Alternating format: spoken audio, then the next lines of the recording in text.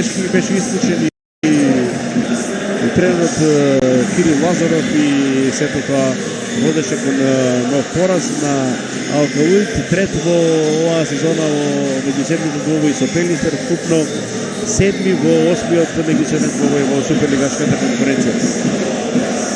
Кизич и Галевски со по 4, односно 6 интервенции, вкупно 10 за голманите на Алкалуит.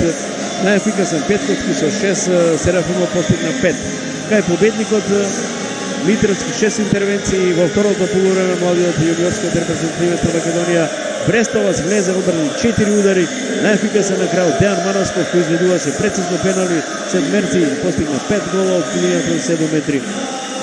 5 погодоци за Борзаш и многу ракометари со по 3. Тајник, Костевски, Пешевски, Косми и Павле Атанасиевич. Гледате како балансирана листа на стрелци имаше денеска Раул Алонзо. Добар ловец за Пелистер пред дербито, битката со Вардар за шампионската титула.